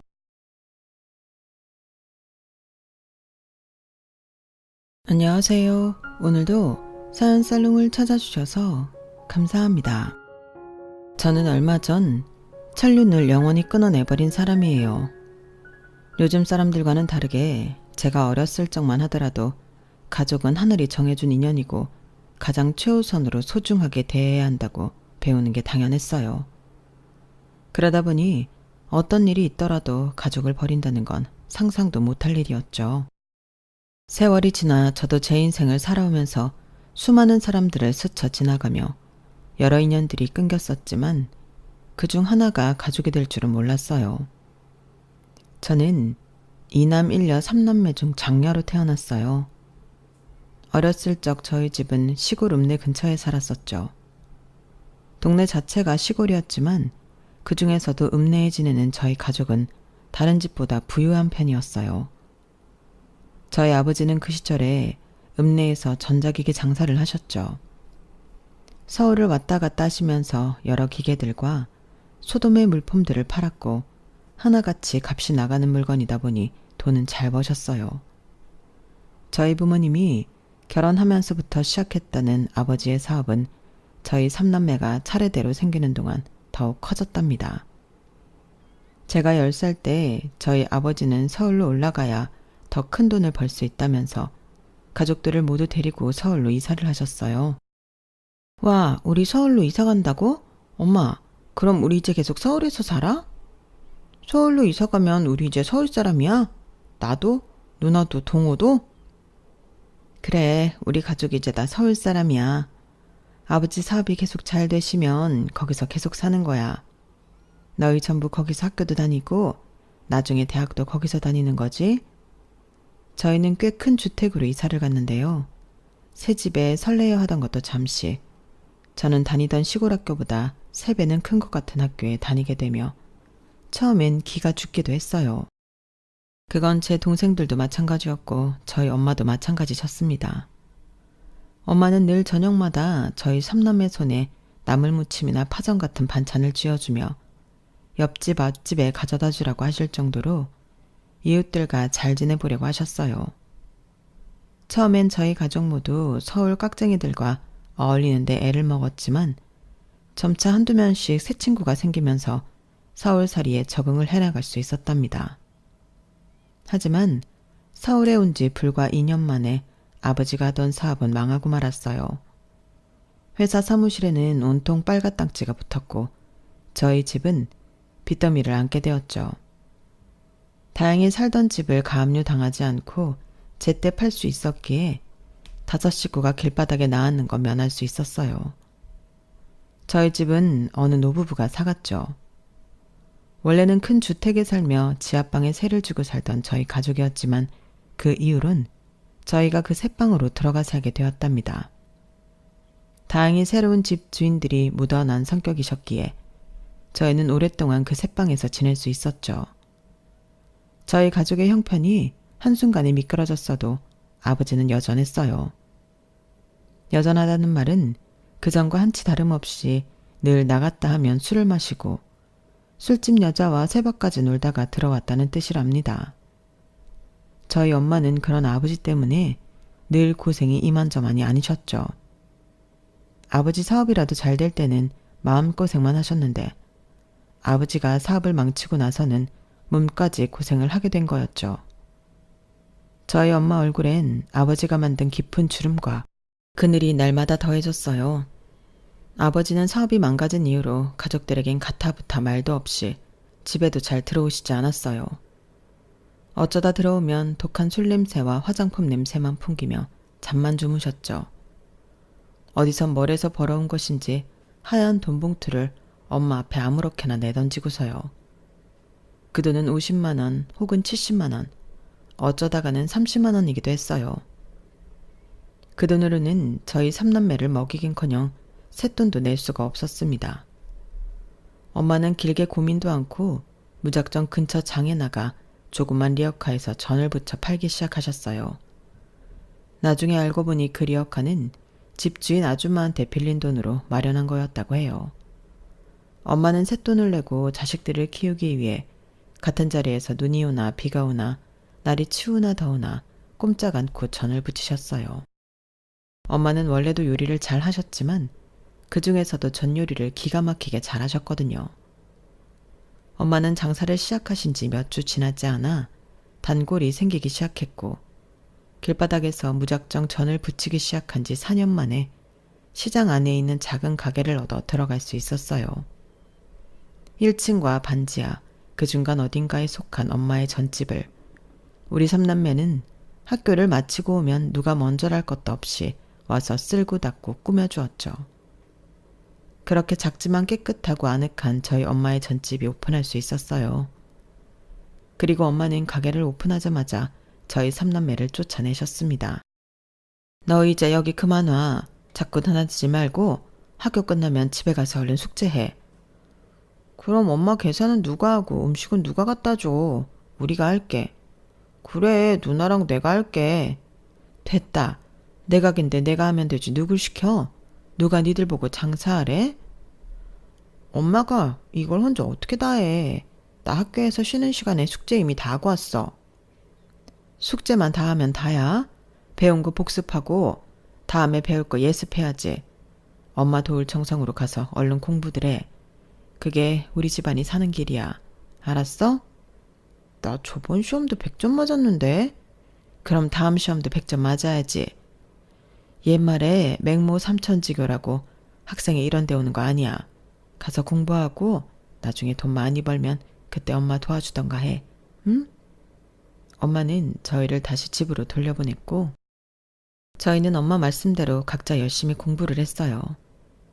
엄마의 손이 늘 기름에 데인 상처투성이라는 걸 기억하고 고운 사모님 손이었던 엄마의 손끝이 다 뭉툭해지는 걸 기억하면서요. 그래서였는지 저는 늘 좋은 성적을 받을 수 있었습니다. 진로를 고민할 시기가 왔을 때 처음엔 의사가 되고 싶다는 꿈을 꾸었지만 저희 집 형편에 제가 아무리 공부를 잘해도 의대를 진학하는 건 무리일 것 같더라고요. 그래서 대신 약사를 선택했습니다. 약대에 들어가 아르바이트를 하며 공부를 했죠. 졸업 직후엔 첫 직장으로 유명한 제약사에서 일했지만 몇 년 뒤엔 거기서 모은 돈으로 제 명의의 약국을 차리게 되었답니다. 둘째 남동생도 저만큼 치열하게 공부했어요. 사실 둘째는 저희 3남매 중 가장 좋은 학교를 들어갔죠. 이름만 대면 다 아는 그런 학교에 무려 장학금을 받고 들어갔어요. 그리고 그곳에서도 대학 학비보다 더 많은 장학금을 받은 만큼 좋은 성적을 유지했죠. 결국 4학년이 끝나기도 전에 대기업을 들어가게 되었고요. 반면 막내 남동생은 저희 둘과는 조금 결이 달랐어요. 그렇다고 성적이 나빴다는 건 아니었고 늘 중상위권을 유지하긴 했죠. 다만 저와 둘째 때문에 자꾸 기가 눌리는 것 같았어요. 저희야 워낙 도끼로 똘똘 뭉친 사람들이지만 막내는 조금 유약한 면이 있었거든요. 적성도 공부 쪽이 아닌 것 같았고요. 그런 막내를 둘째는 늘 몰아세웠고 저는 늘 다독였어요. 동호, 너 어제 모의고사 끝나고 세영이랑 노래방 갔어? 학교 끝나고 잠깐만 다녀온 거야. 모의고사를 학교가 일찍 끝나서. 근데 왜 도서관 갔다 왔다고 했어? 누나가 너 시험 끝나고 친구랑 노래방 간 거 가지고 뭐라고 하는 것도 아닌데. 누나는 그렇지. 형이 알았으면 또 한 소리 들었을걸? 아니, 꼭 그렇지 않더라도 오늘은 도서관 다녀온 거 맞아. 나도 괜찮은 대학 가야지. 장학금도 받고. 형 눈치도 보지 마. 그냥 너는 너 하고 싶은 거 하고 살아. 뭘 하든 밥벌이만 하면 돼. 형도 그거 걱정해서 그러는 거야. 이제 누나랑 형이 둘 다 돈 버니까 너는 그냥 너 하고 싶은 거 해.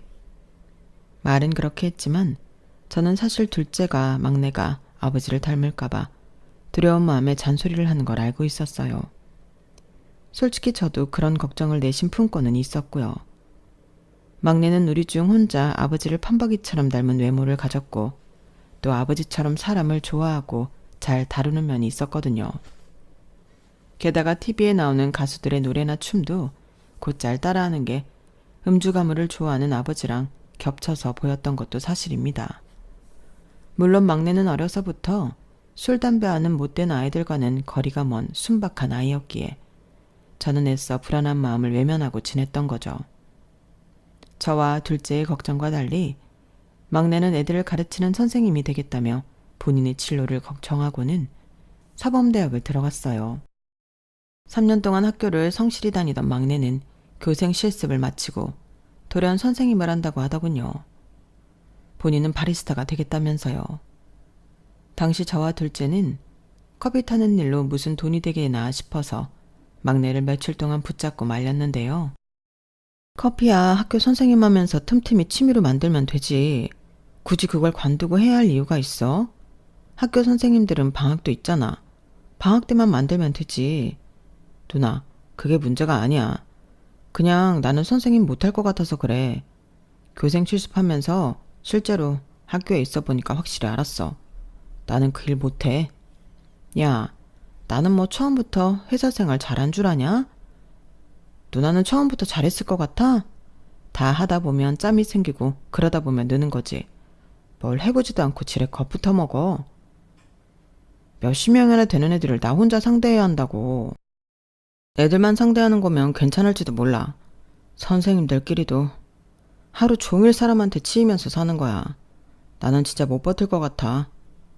그럼 몇십 명 되는 손님은 어떻게 감당하게?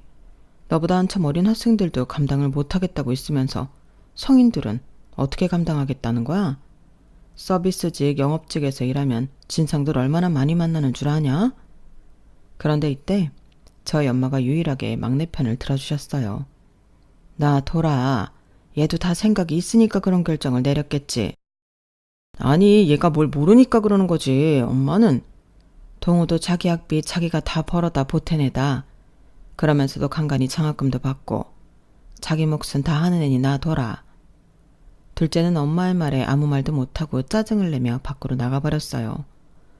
저도 그때는 도무지 막내의 편을 들어줄 수 없었죠.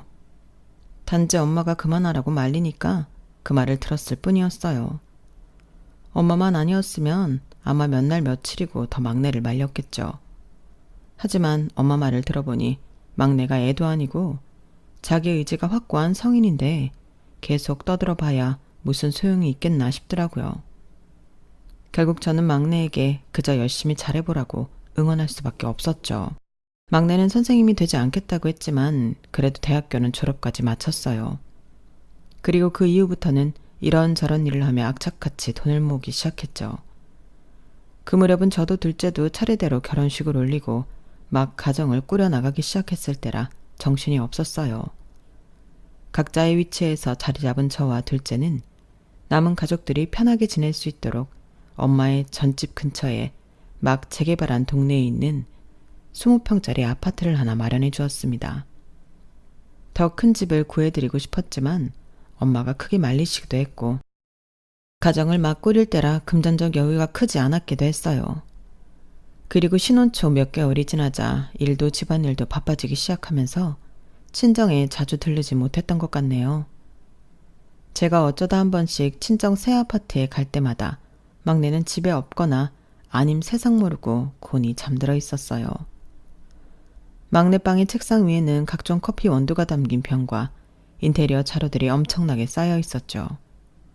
처음에 막내의 꿈을 반대했던 게 미안해질 정도로 열심히 사니 저는 갈 때마다 막내의 책상 위에 소정의 용돈을 올려놓고 오곤 했죠.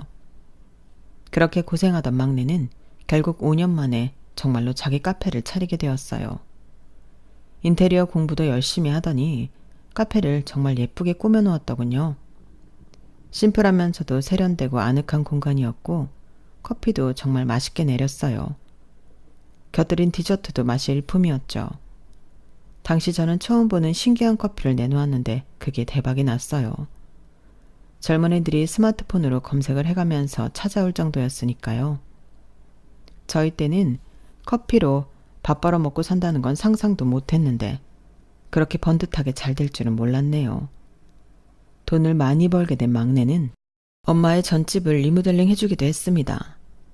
막내의 카페는 어느새 저희 가족의 아지트가 되었고요. 엄마 가게 공사는 언제 끝나? 이제 거의 다 돼가나? 아니, 어제 끝났어. 원래 이런 경우가 잘 없는데 예상보다 일찍 끝내주셨더라고. 근데 아직 포스기 설치가 안 끝나서 제어프는 다음 주 목요일부터 한다고 했어. 환기도 좀 더 하는 게 좋을 것 같아서. 엄마, 동호한테 포스기 쓰는 법 잘 배웠어? 아, 나는 그거 괜히 번거롭기만 하고 내가 다 기억해서 할 수 있는데 괜히 그거 찍다가 헷갈린다니까? 그래도 잘 배워놔야지. 이제 가게도 넓어졌는데 엄마도 직원 더 많이 써야 할 거 아니야. 직원들이랑 같이 일하려면 시스템이 잘 갖춰줘야 편해. 동호가 잘한 거야, 엄마. 누나 말이 맞아. 엄마 가게 안 그래도 사람 계속 많아지고 있잖아. 저번에 보니까 손님들 줄 서서 기다리더만. 여기 새로 들어선 아파트 주민들이 엄청 가는 것 같더라고. 맞아. 여기 아파트 아직 짓고 있는데 엄청 많은데 거기 입주 다 들어오면 손님이 더 늘 것 같더라고. 그래서 내가 엄마 가게랑 내 카페 전부 스크린으로 번호 찍는 기계 주문했어. 요즘은 손님들 기다리는 것도 기계에 핸드폰 번호 입력하는 걸로 다 되더라고. 야, 처남이 장모님 장사 센스를 그대로 물려받았네요. 진짜 대단한 것 같아요. 한 집안에 맛집 주인이 둘이나 있다뇨. 아유, 아니에요. 저희야 매형이 올려준 매출이 반은 되는걸요. 너무 감사해요. 홍서방이 우리 동호 카페에 자주 오는가? 네, 아침 저녁으로 거의 매일 와요. 여기 근처에 여기만큼 커피가 고소하고 맛있는 데가 없더라고요. 여기 없으면 이제 근무가 힘들 정도라니까요. 저희 밑에 애들 순찰 돌 때도 여기 엄청 와요.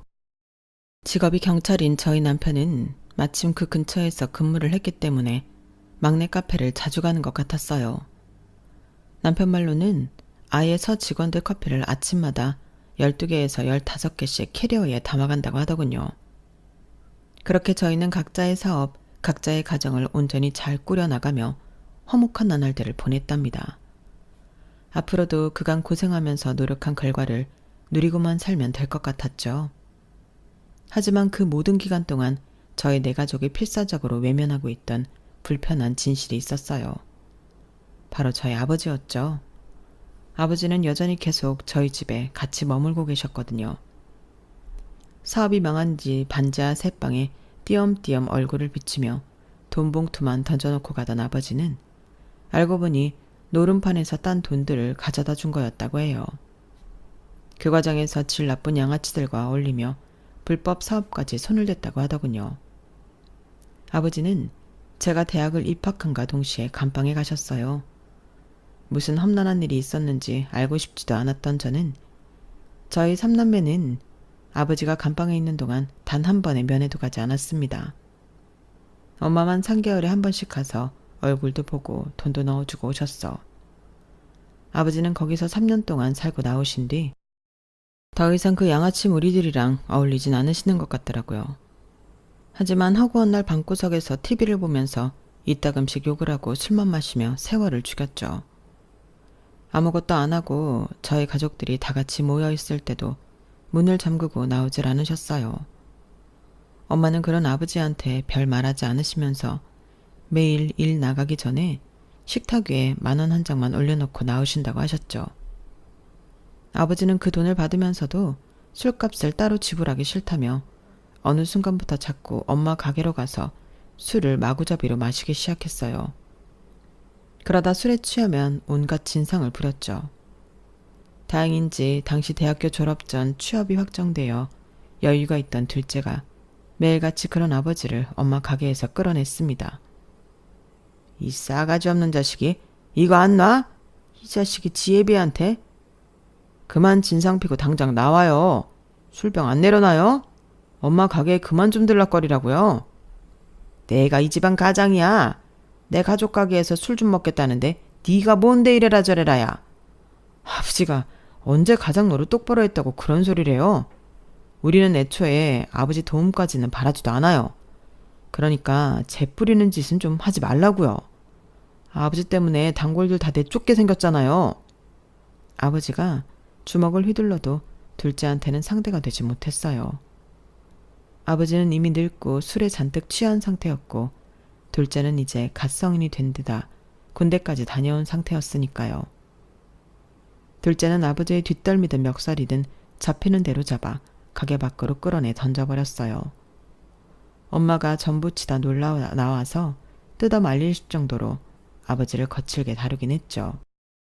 하지만 저는 엄마를 말리면서 속으로는 둘째를 늘 응원하는 마음이었답니다.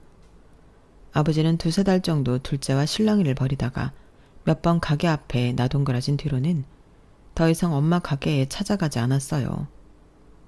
저희는 사실 그 전부터 엄마한테 아버지와 이혼하라고 몇 번이나 이야기했는데 엄마는 늘 무슨 이 나이에 이혼이냐며 저희 말을 한 귀로 흘리시기만 했어요. 엄마 땐 이혼 같은 건 원래 꿈도 못 꾸는 거였다면서요. 엄마는 아버지가 할 일이 없어서 한가해서 진상을 부린 거라면서 아는 지인을 통해 근처 오래된 아파트 경비 일을 구해다 주셨어요. 하지만 아버지는 딱 3달 뒤 아파트 주민과 시비가 붙어 싸움을 하고 잘렸죠. 그때 경찰서에 가장 먼저 도착했던 건 저였는데 저조차도 더 이상 아버지의 만행을 참을 수가 없더군요. 엄마가 어떤 마음으로 아버지한테 일을 구해다 주셨는지 몰라요? 그나마 아버지 생각하는 건 엄마밖에 없는데 어떻게 이런 짓을 저지를 수가 있어요? 자식이 술 처먹고 노상방뇨를 해대는데 그럼 내가 가만히 있어? 그렇다고 쌈박질을 해요? 아버지가 무슨 깡패예요? 저희는 합의금 한 푼도 안 보태줄 테니까 아버지가 나가서 막노동을 하던 피해자한테 싹싹 빌던 해서 해결하세요. 아무짝에도 쓸모없는 년 같은 이라고. 그러니까 시집도 어디 교통딱지날 때는 허접한 경찰한테 간 거 아니냐. 나가. 너 같은 년 도움은 나도 필요 없어. 아버지는 본인이 되려 큰 소리를 내며 길길이 화를 냈고 결국 뒤늦게 상황을 알게 된 엄마가 그 일들을 다 해결하셨어요. 엄마가 나서니 저도 어쩔 수 없이 피해자에게 합의금을 입금할 수밖에 없었고요. 그 일이 있은 뒤로는 아버지와 저희 3남매와의 관계가 더욱 안 좋아질 수밖에 없었는데요. 엄마는 그 일 이후로 가게를 담보로 대출을 조금 받아 저렴한 상가짜리를 임대해 아버지한테 쥐어주었어요. 아버지는 그 자리에 오락실을 차렸고요. 처음엔 엄마가 대출까지 받으며 그런 일을 한 걸 알고 저희 삼남매는 전부 당장 다시 임대자리를 빼라며 엄마를 말렸는데요. 오락실을 차린 이후로는 아버지가 더 이상 아무런 사고를 치지 않고 평온한 나날들이 이어지는 겁니다. 엄마의 말이 맞았던 거죠. 아버지의 생활이 안정되자 저희는 다시 각자의 인생을 안정적으로 꾸려가는 데 집중하며 살았어요. 그렇게 몇 년이 지나 저희 아이들이 교복을 입을 정도로 저도 나이가 들자 아버지에 대한 애잔한 마음이 조금은 생기기도 했죠. 그래서 아버지 칠순 땐 작은 선물을 챙겨드리기도 했어요. 그런데 아버지 칠순이 막 지났을 무렵 저희 가족은 예기치 못한 큰 위기를 겪게 되었어요. 전 세계적으로 시국이 안 좋아지는 시기였고 자영업자들이 하나같이 영업을 종료할 정도로 경기가 침체되었죠. 그나마 엄마 가게는 아직 전을 포장해가는 사람이 많았던 데다 배달 서비스까지 시작하면서 버틸만 했는데요. 문제는 커피만 팔던 막내의 카페였습니다. 매출이 곤두박질치기 시작했고 저희 가족마저 카페에 다 같이 찾아가기 어려웠던 만큼 막내의 카페 적자를 회복하기는 쉽지가 않았어요. 그 상태로 2년 조금 넘게 버티던 막내는 결국 카페 문을 닫을 수밖에 없었죠. 그렇게 공들여 만들었던 카페가 한순간에 문을 닫게 되자 막내는 크게 상심하고 말았어요. 얼굴을 보기도 어려워졌고요. 둘째 회사 내부 사정도 안 좋긴 마찬가지였고 더군다나 약사였던 저는 매일 퇴근할 때마다 녹초가 되어 퇴근에 정신이 없었거든요. 연락이라도 자주 하려고 했는데 막내는 연락이 잘 안 됐고 그나마 엄마와 연락을 하며 막내의 소식을 들을 수가 있었어요. 동호가 언제까지 저렇게 있을지 걱정이야. 저번에 방에 들어가 보니 평생 안 하던 담배를 하는 것 같더라고. 아휴, 용돈이라도 주자니 그건 또 싫어하고. 일단 가만히 두자 엄마. 동호, 지금만 잠깐 그렇지 괜찮아질 거야. 엄마도 너무 걱정하지 마. 저번 주말에는 평생 안 하던 술을 하고 들어오는데 어떻게 걱정을 안 하니? 나 닮아서 술도 못하는 애가 얼굴이 빨개지게 취해가지고 들어오는데 동호도 이제 30이 훌쩍 넘었는데 힘들면 술도 한잔하고 그러는 거지. 별로 심각하게 생각하지 마 엄마. 막내 걱정에 한숨을 쉬는 엄마를 안심시키면서 저도 둘째도 당시엔 막내한테 아무런 말도 할 수가 없었습니다. 그저 시간이 지나면서 상황이 나아지길 바랄 수밖에 없었죠. 막내는 매일 저녁마다 집을 나가 택배 상하차를 한다고 하더군요. 그리고 시간이 조금 더 지나 사람들이 다시 예전처럼 외식도 하고 카페에 갈 수 있게 되어도 여전히 그 일을 이어가고 있었습니다. 안색은 눈에 띄게 어두워졌고요. 그렇게 지내던 사이 어느새 엄마의 칠순이 다가왔어요. 환갑 때는 일본 여행을 보내드렸었는데 엄마가 이번에는 그냥 가족끼리 시간을 보냈으면 좋겠다고 하시더라고요. 그래서 친척분들과 함께 간단하게 한 끼 식사하며 소박한 칠순잔치를 보내기로 계획했어요. 하지만 이런 일이 의례 그렇듯 지인들 사이에 얘기가 퍼지며 손님들이 많아졌고 결국 저희는 근처에 있는 호텔 연회장을 빌려 칠순잔치를 열게 되었답니다. 그리고 저는 엄마 칠순잔치에 아버지도 초대를 했어요. 둘째는 그 얘기를 듣자마자 불맨소리를 했죠. 이런 날에 무슨 아버지를 불러. 또 무슨 사고를 치실 줄 알고. 아버지 그동안 사고 안 치고 얌전히 계셨잖아. 이제 연세도 있고 아버지 곁에 아무도 없는데 이럴 때라도 챙겨드려야지. 차라리 나중에 우리끼리랑 식사하는 게 낫지. 괜히 거기서 또 술 드시고 취하면 뒷감당 어떻게 하려고? 네 아버지 술 안 자신 지 좀 됐다. 요즘은 나이를 많이 먹어서인가 성질도 많이 죽었고 가족 친지 다 모이는 자리에 아버지만 쏙 빼놓는 것도 사람들 보기에 좋은 거 아니야. 엄마의 말에 둘째는 더 이상 아무 말도 하지 않았어요. 결국 저희 5가족과 친척, 지인들이 모두 참여한 칠순잔치가 열리게 되었죠. 평소 인망이 좋았던 엄마였기에 모인 손님들 모두 진심으로 엄마를 축하해 주었어요. 다들 반갑게 인사를 나누며 안부를 주고받으니 저랑 둘째는 동시에 굉장히 바빠졌죠. 저희가 바빴던 이유는 아무래도 막내가 신경 쓰였기 때문이에요. 상황이 좋지 않았던 막내는 자기 얘기를 최대한 안 하려고 말을 아끼고 있었거든요. 누가 막내한테 말을 걸으면 저랑 둘째가 얼른 끼어들며 그런 막내를 신경 쓰느라 정신이 없었던 거죠. 조금 위태롭긴 했지만 그래도 칠순잔치는 화기애애한 분위기로 잘 마무리되어 가고 있었어요. 식사가 거의 끝날 때쯤 저는 혼자 연회장을 나와 미리 정산을 끝내려고 했는데요. 그런데 손님들한테 받았던 현금을 모두 모아둔 쇼핑백이 사라졌다는 겁니다. 네? 왜 없어요? 누가 가져갔어요? 그거 좀 전에 막내 아드님이 가져가셨는데요. 정산 미리 하신다고. 막내가요? 그럴 리가요. 저는 전달받은 바가 없는데 저희 막내인 게 확실해요? 네. 내내 안에 계시면서 식사도 하시고 와인 많이 드신 분이셨는데 안에 있던 사람이었다고요? 일단 잠시만요. 혹시 저희 애들이나 조카들이 가져간 건가 싶어 확인해봤지만 애들은 노느라 그런 쇼핑백이 있는지도 몰랐다고 하더군요. 제 표정이 심각한 걸 눈치챘는지 남편이 다가와 무슨 일이냐고 물었어요. 저는 자초지종을 설명했고 남편은 잠시 기다리라며 연회장 밖으로 나갔죠. 제가 다시 가족 테이블로 와서 앉으니 둘째가 무슨 일이냐고 물어보았어요. 손님들 현금 모아둔 쇼핑백을 누가 가져갔대. 뭐? 그걸 누가 가져가? 누가 막내 아들이라고 하고 가져갔대. 직원 말로는 여기서 계속 식사하던 사람이라 당연히 가족인 줄 알고 줬다네. 혹시 애들인가 싶어서 확인해봤는데 애들은 아니라고 하고 동호는 계속 안에 있었잖아. 그치? 제 말에 테이블에 있던 사람들이 모두 막내를 쳐다봤어요. 막내의 미간이 당연히 찌푸려졌죠. 막내가 기분 나쁜 티를 내자마자 둘째가 손을 휘저으며 말했어요. 동호가 그럼 여기 있지 어딜 가? 설마 이 소심이가 그랬을까? 아버지가 그랬으면 몰라도. 네 안에 아버지 말고 그럴 사람이 어딨어? 그냥 물어본 거야. 동호가 뭐하러 그런 짓을 해. 근데 확실히 아버지는 아니야. 젊은 남자였대잖아. 그때 저희 남편이 아까 저와 대화했던 직원과 함께 연회장 안으로 들어오더군요. 그와 동시에 연회장 문은 앞뒤로 모두 닫혔어요.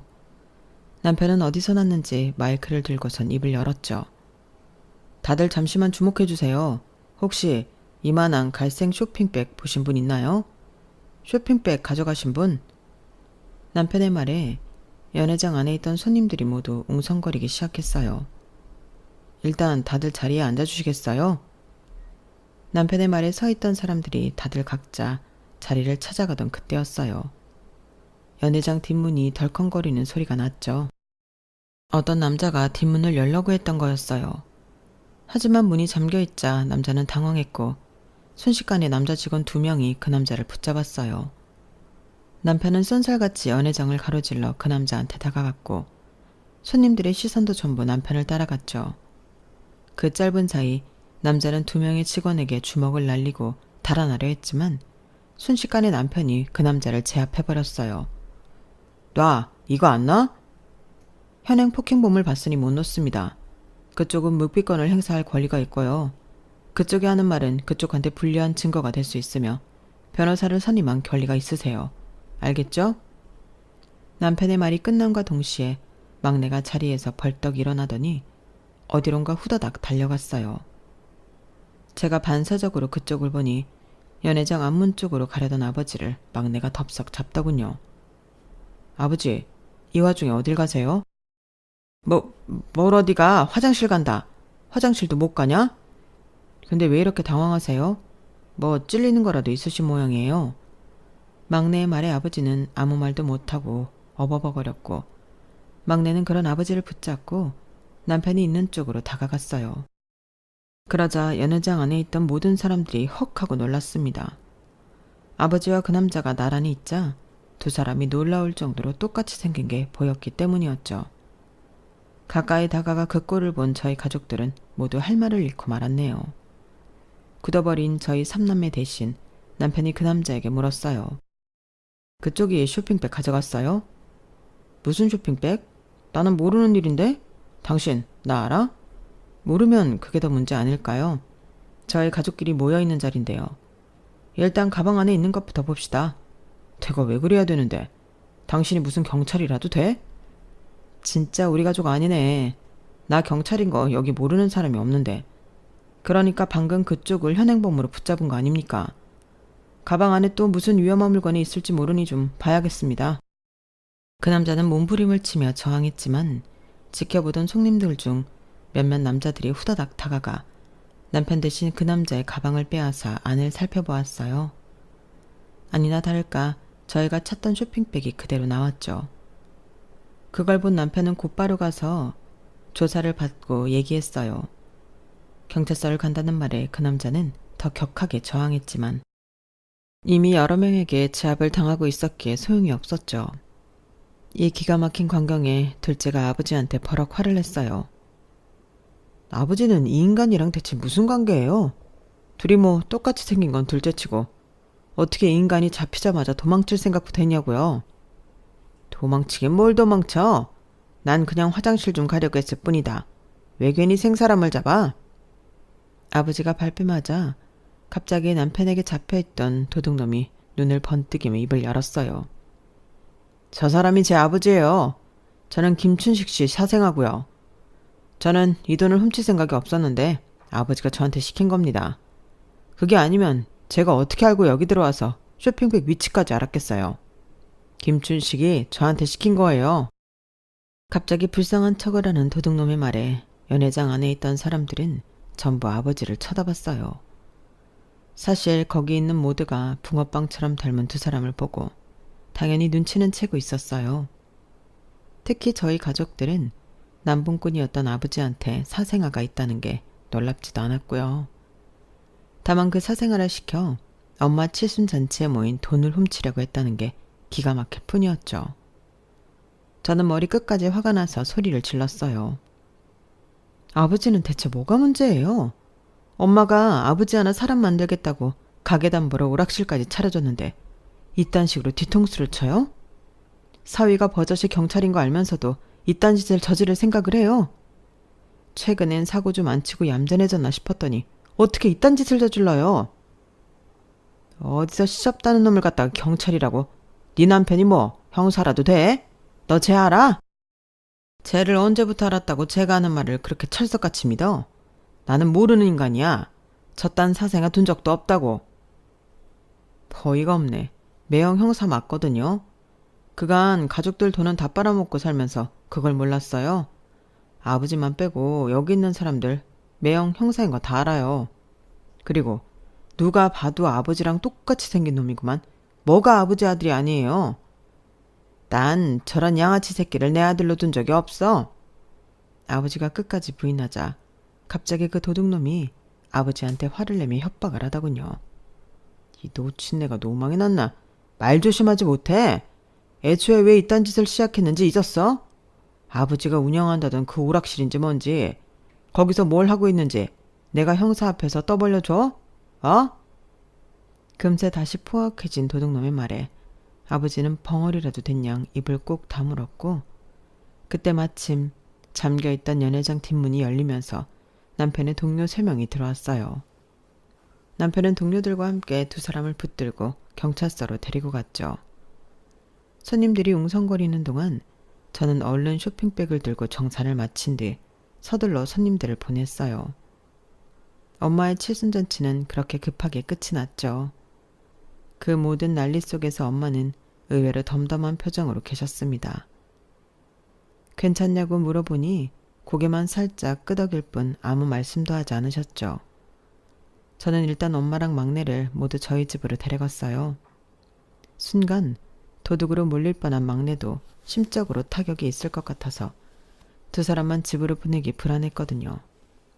몇 시간 뒤 남편에게 연락이 왔는데요. 사건의 전말은 이랬어요. 막내보다 5살이나 어린 사생아는 이미 20살 때부터 폭행, 사기 등의 전과가 8개나 있었던 아주 전형적인 양아치였다고 해요. 아버지는 엄마가 마련해준 오락실에서 불법 도박장을 열어 운영하고 있었는데 큰 돈을 버는 것도 잠시였고 당시 막 감방에서 출소했던 사생아에게 버는 돈을 족족 빼앗겼다고 합니다. 사생아는 아버지한테 경찰에 신고한다. 가족들한테 자신의 존재를 알리겠다. 가족들한테 여기가 도박장이라고 얘기해버리겠다 등등 다양한 협박을 해오면서 몇 년 동안 아버지의 돈을 탈탈 털어갔던 거죠.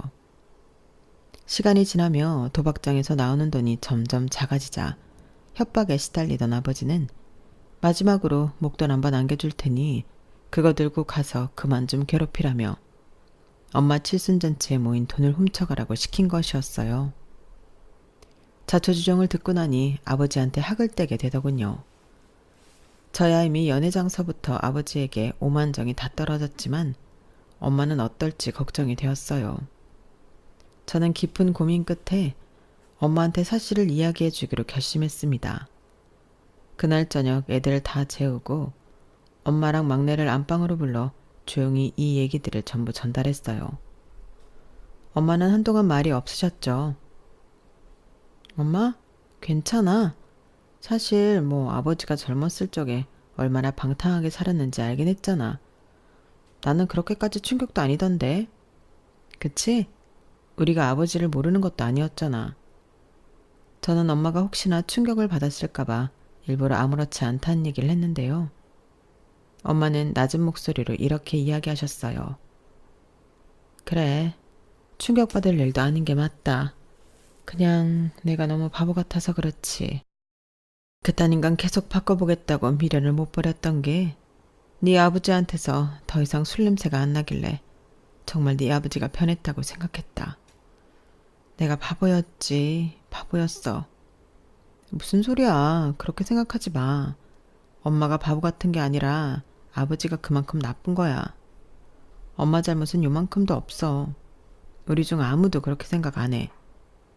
누나 말이 맞아, 엄마. 왜 그런 생각을 해? 바보 같지, 그럼.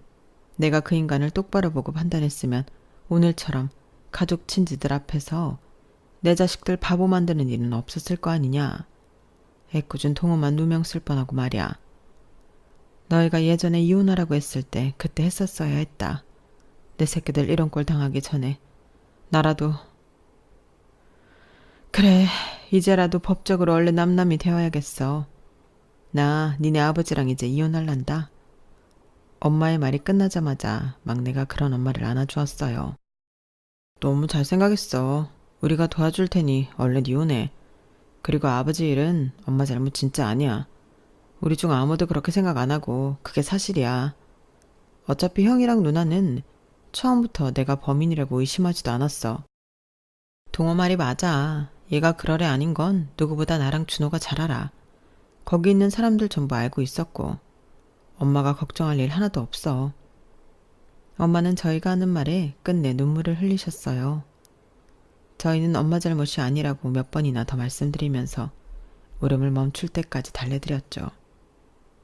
그 사건 이후 사생아는 폭행과 협박, 절도죄로 다시 감방을 들어가게 되었어요. 사생아와 마찬가지로 이미 전과자였던 아버지도 불법 도박장을 운영한 채와 절도 교사죄로 다시 감방 신세를 지게 되었죠. 두 부자가 나란히 감방에 들어가는 걸 지켜보며 저희 삼남매는 엄마를 도와 이혼 절차를 끝내버렸어요.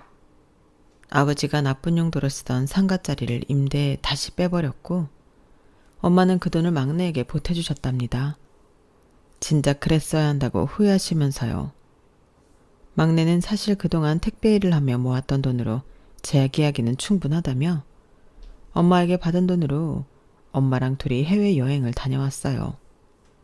그리고도 돈이 남는다며 남은 돈을 모조리 엄마한테 효도하는데 착실히 쓰고 있네요. 막내는 그간 일하며 모은 돈을 나눠 회사가 모여있는 동네에는 4평짜리 작은 카페를, 재개발된 동네 안에 있는 초등학교 앞에는 무인 아이스크림점을 열었어요. 괜한 인테리어 욕심을 부리기보다는 최소한의 자본을 들여야 망해도 손해가 덜하다나요? 말은 시니컬하게 하면서도 다시 자기 가게를 운영하는 막내의 얼굴에 예전과 같은 활기가 도는 것 같아 저는 한시름 놓을 수 있었답니다. 저희 가족은 이제 정말로 오기 티 없이 평온하고 행복한 일상을 되찾았어요. 막내의 카페 대신 아버지가 없는 친정집이 저희 가족의 새로운 아지트가 되었거든요. 아버지와는 절연을 설원한 저희 네 가족은 앞으로도 지금처럼 평화로운 날들만 가득하길 기대하고 있어요. 지금까지 저희 가족의 이야기를 들어주셔서 감사합니다. 여러분들의 가족들과는 항상 행복한 일만 가득하시길 바랍니다. 여러분, 사연 댓글에 응원과 현명한 조언 부탁드려요. 좋아요와 구독은 저에게 큰 힘이 됩니다. 오늘도 좋은 일 가득하세요.